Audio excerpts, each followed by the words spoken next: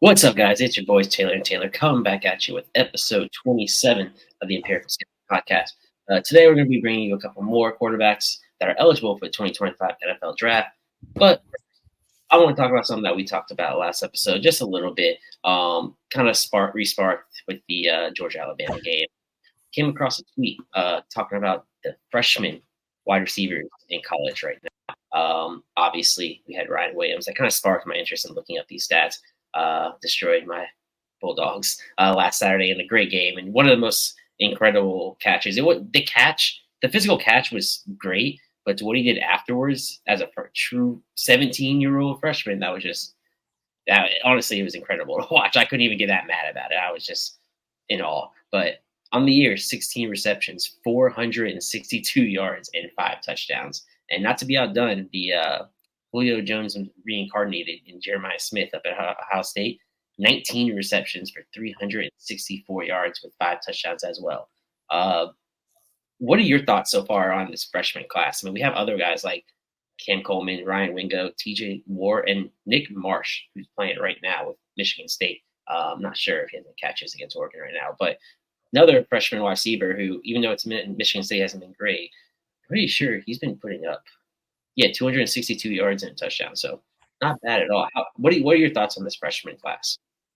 I haven't seen too much of Marsh personally that you just mentioned, but I've seen a little bit of Smith, Williams, Wingo.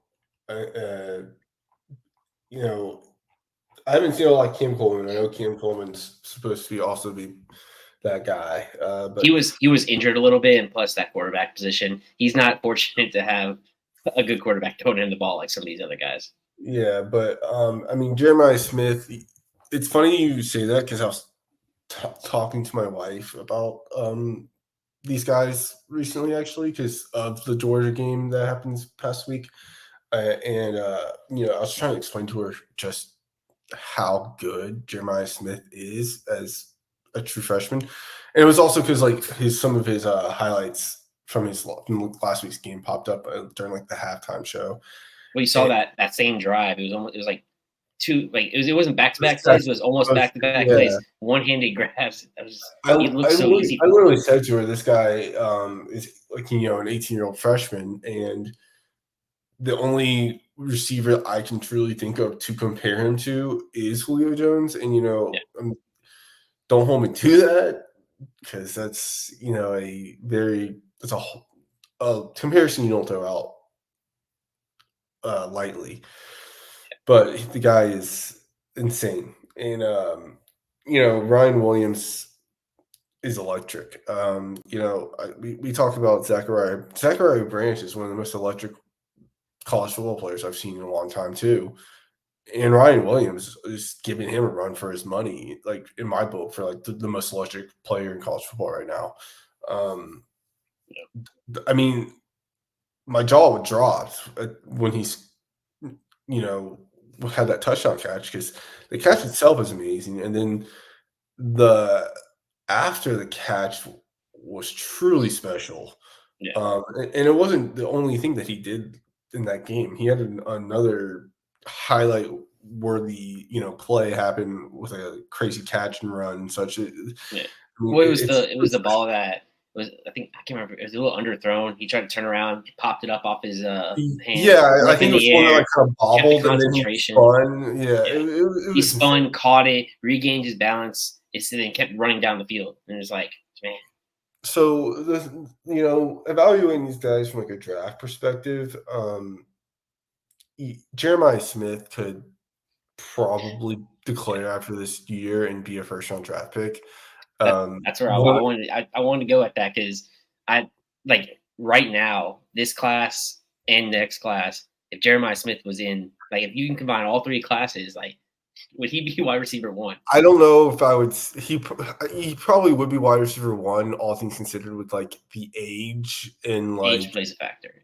And it would depend kind of I hate to emphasize athletic testing so much, but it kind of would depend on athletic testing, because there's him and he probably would test really well, but then Tetairoa McMillan's huge, and if he tests if he does good, then McMillan's going to be a very very heavily talked about prospect too, because Yeah, like Mike Evans ran like a 4.56 or something like that coming out of college, and he doesn't move like that on the NFL football field. But McMillan's a similar size, and if McMillan goes out there and runs in the 4.4s, people are going to be very excited for him. yeah, Because it's just a size thing that doesn't happen too often. Ryan Williams is a little different just because of his size. The eight, like, yeah, he's 17. Like, almost assuredly, he will gain another 20 pounds or so at least in the next 3 years, being on like a college weight plan. But it's hard to say, like, oh, he'd be a first round pick if he declared after this year. Like, when he's 100, like, 247 has him listed at 165 pounds. yeah, I don't know. I know we've kind of like gotten a little more tolerant of lighter receivers and such, but I don't know if NFL teams are gonna be yeah. that. Well, the whole game, like outside of the trenches, has kind of gotten lighter. I mean, Yeah, guys are getting they want quicker, lighter guys instead but of the big, strong, linebackers and safeties that look like they're going to pop your head off. yeah, and I mean, I'm not necessarily concerned about the weight in terms of uh, uh, I'm not concerned about the weight in terms of like relative to everybody else, like how much the whole everybody's weighing, like because the game definitely is getting lighter as a whole. My concern with the weight is more so um, just like how's this guy's body gonna hold up? And I mean, this is a hypothetical that we both like we understand it's not gonna happen, but like in the hypothetical world where he's declares and he's an 18-year-old now in the NFL, you know, at 175 pounds or something like that. If you're telling me that if you know, Minka Fitzpatrick or you know, Levante David or Jesse Bates or Justin Simmons or any of these guys that are just, Bates isn't as big of a hitter, but I'm No, blanking on some of the big hitters out there in the I league right mean now. the old Keanu Neal's Yeah, that we I mean, saw. Kiki's not kicking around as much anymore, but like, No, you're talking about that prototype though, the guy who's yeah, looking to hit. these big hitters in the NFL, and I don't know why I'm blanking so much on like those guys that are out there right now. It's okay, but so the whole concerns about Ryan Williams. It sounds similar to another Alabama receiver that's come out recently, and he's pretty much held up for the most part in the NFL. And Devonta Smith is that like it looks like they're pretty much, I mean, listed same height, similar weights. Obviously, Ryan Williams has to gain a little bit more, but like, do you see that kind of comparison with Ryan Williams with the Devonta Smith type? Because I mean, he's putting up those kind of numbers that can get him a Heisman like Devonta did. Has Devontae Smith held up well though? Because like, I don't remember. I mean, he got a I mean, concussion he's because hurt he got right now. hit. But, I mean, people looked at those pictures when he got drafted and were like, "Oh, you're gonna break." And Yeah, he has held up pretty he's decently. held up pretty well in this He's NFL. missed like one game until this year, actually. Yeah, I don't know if I had to worry as much for Devontae because I think, uh, yeah, like it's definitely a fair like line of argument or whatever, but I think it's a little bit different because Devontae had 4 years of playing, in the SEC and like at a Bama weight program and practicing, for Alabama. So he had, been through physical football for a period of time and like had held up. Ryan Williams is still in his freshman year, not even like halfway through. And I don't say this like that. I don't watch this happen or anything, but it could end up being easily this guy can't hold up physically over the test of time. Um, you know, I Tua is.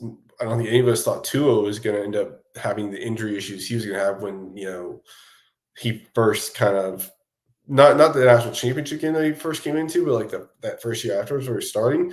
I mean, he was a Heisman front runner probably should have won the Heisman if we're being honest, and then had a whole year healthy pretty much, and then he got hurt or something like that, and that's when I was like, oh, this guy's got issues because he kept getting hurt afterwards, and he's still being hurt in the NFL. Yeah. So I mean, yeah, time will tell. to full credit to I mean, not really full credit to him, but he's doing it to himself. I mean, pretty much almost all of his injuries. He had that one concussion that he got slammed backwards, but other than that, I mean, he just needs to learn to get down, not take a hit. Like, I know 3 of his concussions that he's getting knocked out of games is because he is seeking contact. Yeah, I And mean, it like was one concussions is yeah, for sure. But even I mean, going back to college, he had the hip, and then I want to say there was something else, an ankle or something like that he had to have surgery on in college too. So he's and I think the overarching theme there is that and this is counting the concussions, is he doesn't know how to handle being hit well. Yeah. Which is a thing. Yeah, those concussions are his fault, but he's not preserving himself the way players need to sometimes. Like Tyler Lockett and Calvin Ridley specifically do not take hits. They fall down instead of getting tackled now because they want to preserve themselves. Yeah. Speaking of Tyler Lockett, I just remember him I was playing in a fantasy league, a college fantasy league when he was at Kansas State that had kick return yards. It was with one of my coworkers, and we ended up doing an NFL one the following year that also, for some reason, they like to include return yards as fantasy point. And I remember I specifically drafted Tyler Lockett last, or in one of those last rounds, because he's got to return kicks for the Seahawks. And it's just man, every time I look up, he's still there and he's still producing. No one really talks about him anymore, but shout out. I mean, up until this year, he was even as a DK fan, he was kind of the better, not the better, but he had better chemistry with Geno for those first few years within that offense. It's a good underrated receiver. Just overall. But now this new offense that they're running, I can't with Grubb as the offensive coordinator is kind of more so catering to DK strengths. Kind of like Washington. What you should do. Yeah. Which is kind of you should gear towards him and even JSN now. And the Tyler Lockett should be phased out. But we'll go ahead and transition to our quarterback segment. We're going to lead it off with kind of the theme that we talked about before. We talked a lot about Bama receivers, so I think it's only natural to transition to the Alabama quarterback in Jalen Milroe. And I don't remember if you remember about 2 years ago. Yeah, you were drafting a Debbie League, and you asked me about Jalen Milroe, and those pictures of Jalen Milroe that look like a linebacker playing quarterback, and I was just like, man, I need him in that Debbie League just because if he can just learn to throw. I had no idea about him, so I wasn't I had no idea. I just saw how jacked he was, and I was like, if he could throw the ball. I've been waiting for you to bring that whole story back up because I knew you were gonna do it. Yeah, no, it was funny because and then he obviously had to sit a couple of years. You didn't know if it was him or gonna be like Ty Simpson or so, and then he just kept doing better. I mean, he was the better quarterback last year, and I was talking to one of my friends who's an Alabama fan, and it was funny because when it was announced last season at the USF game that they benched Milroe, we were talking, and it's because he's an Alabama fan, so I want to get his thought process on it, and he actually said something that I fully agree with, and I'll never Nick Saban could tell me I'm wrong, and I still won't believe him. That's how much I believe it is. I truly believe that Nick Saban assumed that they could win that game with any quarterback he had. So he went, and the world was saying you have to bench Milroe. He sucks. So I think that was him going, all right, you want to see what else I have? Here, Milroe, you're benched. Y'all go try to win us this game. And the world saw, the world saw Ty Simpson. The world saw Buckner, and he was. I don't even know if Ty Simpson was good enough to get on the field. I think they mainly saw. Yeah. I mean, I think he did, but I think they mainly played Buckner that game. And now Buckner's, a college lacrosse player. If that tells you anything about how his career went as a quarterback. He's back with Notre Dame, the football team this year. Yeah, so. But. So I truly believe that was Saban just going, all right, y'all want to keep, telling me I don't know what I'm doing? Here, watch what I've been watching at practice every day. And then we saw that, and then next thing you know, Milroe's the starting quarterback. And so when people say like Milroe got benched last year, like I just truly don't believe he got benched. I think it was Nick I mean, Saban they proving did a point to the world. They did. Technically, yes, but So I I believe it don't was. even know if he like they played so bad against USF and almost lost that game, and he still didn't like by default get like he got benched. He was playing poor. I truly believe that it was Saban showing the world, all right, this is why I know what I'm doing. Like, you guys still don't trust me? Well, here, watch what I've been watching in practice. So, but we obviously seen he's grown. And he led them all the way into the college football playoff last year. They're undefeated this year. They obviously just beat Georgia, albeit almost a great comeback by my dogs. And he's not just that jack quarterback anymore. Like, he's showing, improvement in the pass game, and it's something, obviously with Nick Saban, and he's going to be catering to his strengths. But now with a more passing focused head coach and offense, it looks like he's actually starting to learn. Now, it could be that he actually has a receiver in Ryan Williams that's helping him out. So I just want to get your overall takes on Jalen Milroe in 2024 and the growth, if you've seen any, from last year to this year, and what you think is going to, how it's going to project out for the rest of the year. I mean, there's definitely been growth. Like I can't even deny that. He made some impressive throws against UGA that were into small windows, like that were NFL quality throws. Truthfully, in terms of like layering it over with touch, but still throwing it with on a line enough to where it gets the receiver as needed. That being said, though, before I go to that, he definitely outplayed Carson Beck. Yes. And we can circle back to Carson Beck in a minute because we talked about him last time. But all that being said, and how well he played, I still have some slight concerns about Milroe as a NFL prospect quarterback in terms of simple throw mechanics. And when I say simple throw mechanics, I actually just mean simply like his mechanics. Because that sounded kind of condescending. So with the mechanics, I actually had just watched some of his last year film this week to start like my grading process. I wanted to get a couple of games from last year before I started watching games from this year. And you know how the whole like adage of like when you go into like a gym, like a basketball gym, and you see people shooting the ball and you can tell like who's a football player and who's not by the way they shoot. Like, yeah. I have that. It's that, but for a quarterback. Like, he throws like a football player. I know that sounds weird, but you know what I mean? Like, it's just he's just so jacked that he can't have that whip or anything. And he's kind of pushing it. He doesn't have like flexibility within the arm. He doesn't have that Patrick Mahomes He's not throwing it from different pockets. I can tell you that. Yeah, like he doesn't. I don't know. I've used this term so many times in my life, and now it's escaping me. Arm elasticity. Elasticity. There we go. He doesn't have the arm elasticity, and it's partly because of his physique. But and a good example of it is like Terrell Pryor. Back in the day, Terrell Pryor was also like a push thrower where instead of that arm elasticity showing up and it making it where it looks a little more natural, is more like this. It's more like he's like releasing the ball. He's like as he's throwing the ball, he's going like that almost, trying to like guide it to where he wants it to go because it's just the way his physique kind of dictates how he has to throw.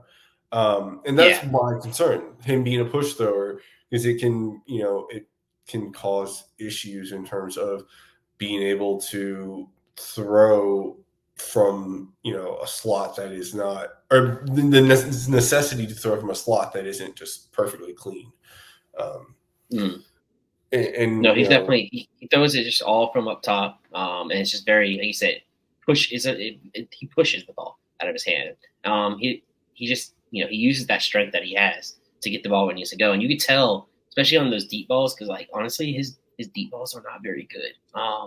Last year's was worse. but It's not better, but it's gotten better. But like he doesn't have that elasticity, he doesn't have that flick. It's kind of like the ball kind of dies, and like he has the strength to get it up. He has good like height on his deep balls, but I've noticed that like even the balls against us, even some of the ones that were caught, like they kind of fell behind. They were kind of they were short, and the receivers had to make adjustments to those. yeah, I brought this up just because if you watch this in slow motion a little bit here, you can kind of see what we're talking about with his pass mechanics. Like it's the upper body, the way he just is releasing the ball. It's stiff almost, and it's not like he's releasing the ball back. It's almost like the arm is past his head. Like it's like it's almost a push. It's almost like a shot put. Yeah. Instead of the way that you'll see Mahomes just kind of flick it or something like that. Which and you can just see the ball, not necessarily on this exact throw, but it's wavering. Yeah, like It's a you can great see how adjustment it's by the just receiver.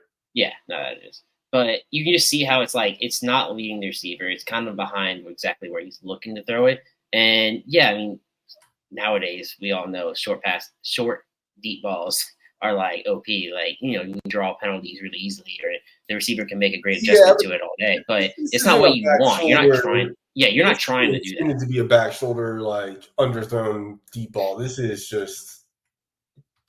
I mean, I don't want to straight up call it inaccurate because we're not watching in all 22 angles. So, like, I don't know exactly what the receiver did, but if Humphrey, I think is London Humphrey or something like that. I don't know. Julian Humphrey.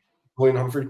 If Julian Humphrey gets his head turned around, he probably could have had a pick here, if we're being honest.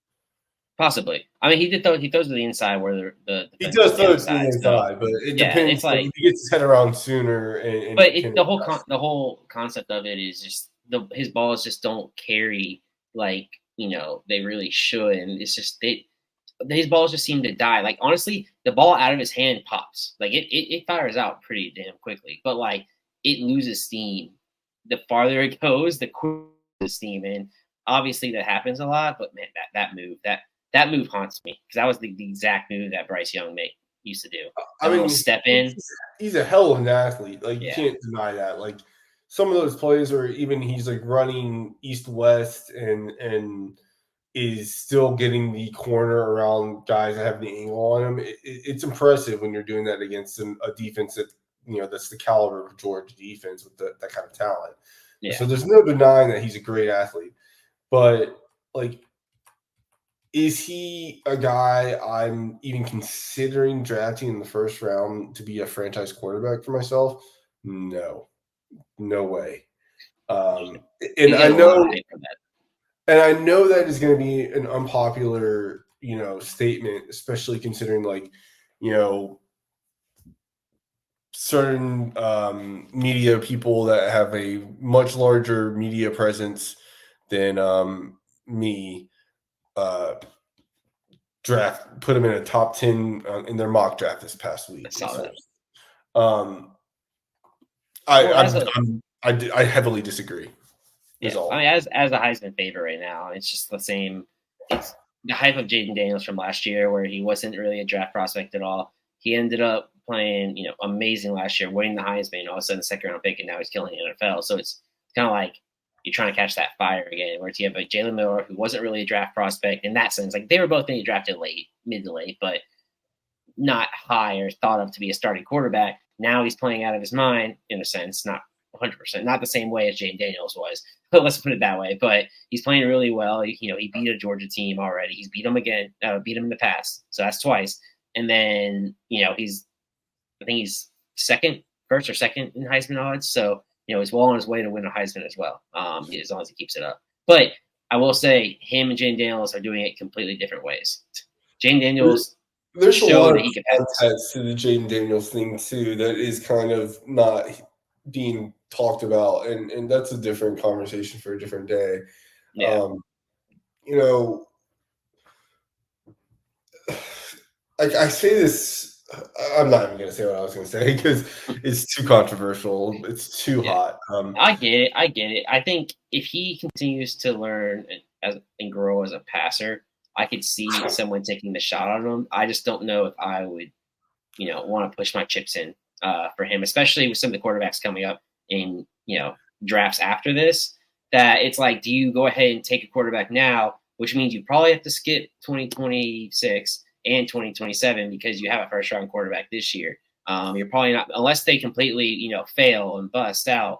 You're not Yeah, gonna just so move on from this stuff. that is a great point to make in conjunction with our first conversation of looking ahead these next few years, and teams definitely do that to a degree.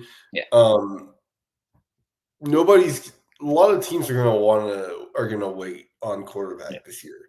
I'm not saying this draft class is the Malik Willis, Kenny Pickett, Sam Howell, Desmond Ritter quality. Like I think they're yeah. probably a It's better better than quality, but it's going to be a similar situation. I think where we see maybe like one quarterback go first round, and a lot of teams, pick in the second day, like a kind of a maybe bridge guy.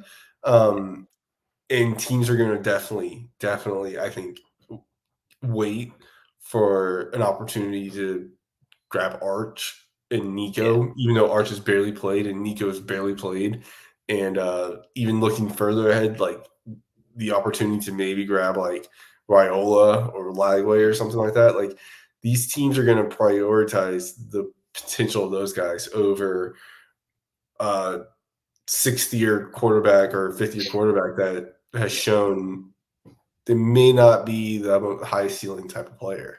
Yeah. Well, there's teams that I think could take the risk. But there's teams I think like a Carolina, honestly, that they can buy another year of not drafting a high quarterback, even if they have the first overall pick. They still can be like, oh, we want to see if Bryce can end up being it, or bringing a backup, or like another veteran like Andy Dalton type, or to play for a year, like a bridge guy. But then you have teams like Las Vegas that just haven't had a quarterback in forever, and I just don't know if they can afford to keep waiting one more Vegas has year. been a tough spot. Yeah. Then it's those teams that just haven't had a quarterback, like a Carolina just drafted Bryce Young. I mean, I know he's a rookie, but I mean, and Bo Nix hasn't really been amazing yet. But like, obviously, Denver wouldn't be looking at it either because they're like, oh, we just have Bo Nix, we'll wait, and if he plays horribly into year three, like leading into year three, then we can start looking at maybe one of these other guys if we really need to. But a team like Las Vegas, and honestly, possibly a New York Giants, like those guys, I don't know if they can afford to just not take a quarterback anymore. I think their fan base is kind of fed up with what they've had, and they keep waiting that one extra year. Those are the two main franchises I think are, and like I think the Panthers can probably afford to wait if they wanted to. Yeah, It kind of depends on feeling out how Tepper is feeling because Lord knows that guy's got yeah, you know his own uh, management style. mm-hmm. But yeah, I mean Vegas has probably backed themselves in a corner where they're gonna have to maybe Yeah, draft a guy unless they go out and can swing something for like you know, one of these guys that may get disgruntled or something like that and move on. We'll see kind of how it yeah, all plays out. But agreed. I Yeah, mean, who knows though? Because like Sam Darnold's lighting up right now, and yeah, you don't want to say this guy's going to lose his job to when he's playing like this, but I mean, are we going to see JJ McCarthy just? I mean, it's possible. Are we going to see JJ McCarthy sit for multiple years at this point? You yeah, know, Penix, I think we anticipate sitting longer, but you know, there's options that are going to probably be out there. yeah. They definitely are, and it's be interesting to see what these teams do with these quarterbacks. But we'll move on to our second guy. The guy's had an interesting pathway to where he's at now. Started at Incarnate Word, which is a college. Went to Washington State, and now he's at the U. Cam Ward. It's kind of a crazy story in his rise to stardom, I should say. He's currently top 5 in Heisman odds, and honestly, if he takes care of business tomorrow out in Cali, on college game day and everything, I think that he might shoot up to the top of the board, even above Jalen Milroe and Travis Hunter. So what do you see in a Cam Ward, through his path from Incarnate Word to Wazoo and now at the U to like, what are you seeing as his growth and his like, what's so great about him? Because honestly, he's my number 2 rated quarterback right now. And he just has that wow factor. I agree with you. This quarterback class isn't, top tier, I should say, but I just love what I see with Cam Ward. I mean, Cam Ward is tools personified. He's got the arm. He's got some athleticism. He's got good size.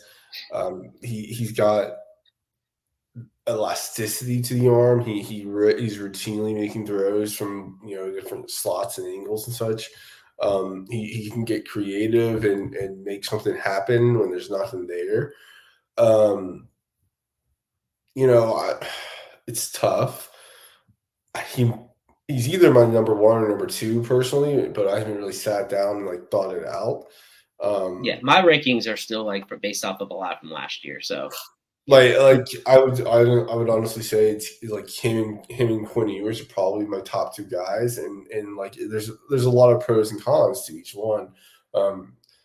Cam, my biggest concern is that like he does it in the college level, but it's a different beast in the NFL. Can he play within structure, within the pocket, and like win that way? Because he likes to play kind of backyard football a lot, where he breaks the pocket and kind of starts pointing at guys and directing them around and making off-platform throws out of the pocket after he holds the ball for about 10 seconds. And we're seeing it already kind of with Caleb. Caleb's having to re kind of tool how he's playing quarterback because that style, like, it can work at times in the NFL. Like, we've seen Patrick Mahomes do it a lot, but Patrick Mahomes also wins from the pocket 90% of the time, I would say. These younger guys that are coming in that are reliant on the backyard football style, but like it's super special, but it doesn't, when you do it 6 to 7 times out of 10 plays in college, you're kind of relying on it a lot. Whereas in the NFL, you can pull that off maybe 1 or 2 times out of every 10 plays, if that much. Caleb's had to retool how he's played. Zach Wilson had to completely retool how he played. Like Rodgers can do it because Rodgers is an all-time great. So my biggest concern with Cam Ward is, can he win from the pocket consistently? Does he know how to maneuver the pocket and stay there and actually go through the progressions? Yeah, that's my one worry as well. Is more so of, can he operate a full-on NFL offense, which means going through his progression, staying in the pocket, and driving the ball where he needs to, instead of immediately first read's not there, let me roll out and see if I can just make it backyard football for me and make it easier. Which you can see Caleb not. He's on that. He's fighting that right now in the NFL. Yeah, he's fighting that tendency in the NFL right now. You bring up another though good kind of tidbit along with it. Which is a completely separate concern. Aside from the backyard football and playing within the pocket, is, can he operate a NFL offensive system? And what I mean, like, that narrative is going to get misconstrued so much because there's so many times where it is a specifically athletic African-American quarterback who people will say, or people will question if they can, do NFL offenses in a racially motivated manner. Like Anthony Richardson, Robert Griffin, other notable guys had that kind of, question. Lamar Jackson. Yeah, Lamar Jackson, famously, yes. But my concern with Cam Ward in it is, the reason I'm concerned is because they notoriously talk all the time about how he played within a like triple option offense in high school. And then he goes to Incarnate Ward, and I don't know Incarnate Ward's offensive system off the top of my head, but I'm fairly certain it is a like spread air raid type of system based on my exposure to it from seeing them play like North Dakota State and such in like the playoff games. And then on top of that, you go to Washington State where he's very much so running like Mike Leach principled air raid systems. And now at Miami, he's still kind of running air raid spread type system. Like he hasn't been in a real NFL type offense once in his Exactly. path. And it is a different beast. You can, if you pull up like Max Brown on TikTok or some of these other like former college quarterbacks or former NFL players that will have a TikTok, they'll mention it. I can't recall off the top of my head which one it was that I saw this video, but it's like he's just basically like, okay, so let's compare these two play calls. One is the college way of saying the same play, and the other is the NFL way. And when he says the NFL play call, it is 4 times as long as the college play call because it includes the personnel, the protection, the exact way that they're lined up, the exact route that all 3 receivers are running, and everything like that. Whereas the play call for the college team is just like spread right, X go, blah blah. Like it's very different. And on top of that, unless you're having things really dummied down for you in the NFL, you're IDing the Mike linebacker, making protection calls, you know, handling guys in motion so that you can get your pre-snap cues, looking at your safeties. It's a lot. And not all the guys can handle that adjustment. Where I'm not sure that some of the guys that we've seen the last few years that I thought could handle it are handling it. It's just a big adjustment, like you said. There's a lot of things that are different from the pros to leave college, and There's there's some rumors that colleges Sean that Watson can't there's even handle it. and there's some colleges that obviously start teaching those things. Like I don't know if you've heard that or not, but like there's rumors that Bill O'Brien literally ran Clemson's offense for Deshaun Oh, Watson, really? and that's like It would be smart. part of why Deshaun Watson played well there. Yeah, And now Cleveland is not doing that. He's running Stefanski's system, and he doesn't understand or know like yeah, he can't adjust to a pro system. yeah. No, it would definitely be smart to just basically run your college offense, especially if you've been with him to kind of make sure that everything is successful. But we're gonna move over to our last quarterback. You mentioned him before earlier. It was Quinn Ewers. Once arguably the most sought after recruit of all time, heading up to Ohio State, leaving high school early to do so. Then after 1 year, probably realizing he's going to have to sit a couple more years before he sees the field. So he goes down to Texas, another big NIL deal, and we see him starting. So year 2, obviously he's had an up and down career, mostly consistency. Some very high highs, though. Obviously led him all the way to the college football playoffs. And pre-injury, he was actually looking really, really good, but he got hurt, and Mr. Arch Manning comes right in. He's had his ups and downs. His stats always look great, but do you think there's some big games for Texas coming up, like some really big games? I think starting next week, and it's like, do you think he's done enough to earn the respect to start? Day one once he's back healthy, or do you think they're going to let him and Arch kind of battle it out even more? I 100% think Quinn Ewers should be the starter if he's healthy.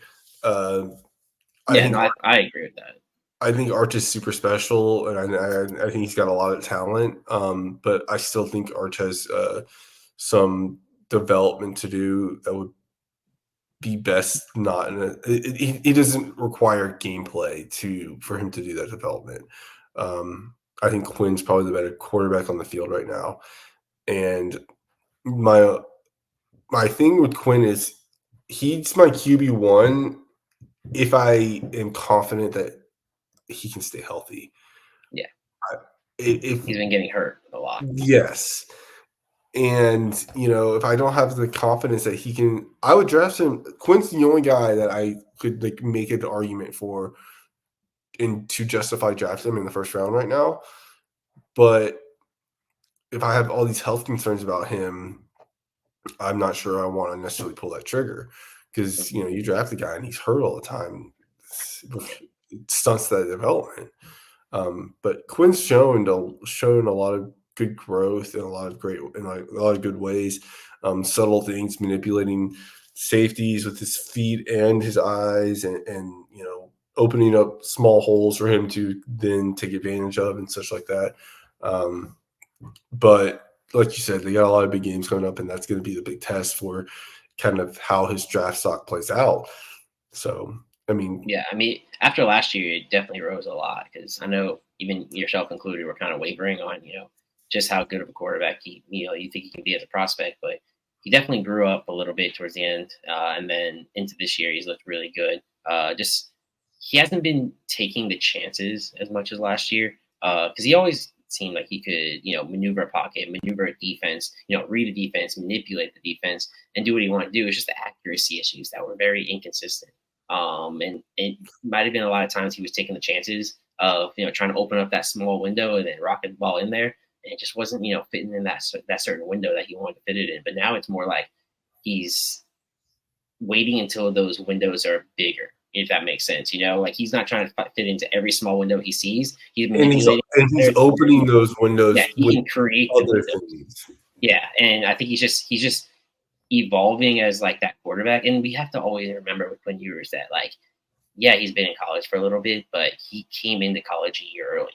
So like this is really like his like third year in college, like body wise, age wise. But he Not age wise, I don't think. 'Cause I think he's actually technically old for his grade. But okay. yes, third. But Yeah. like But he this came should into be his college. third Yeah. year in college technically Yeah. still.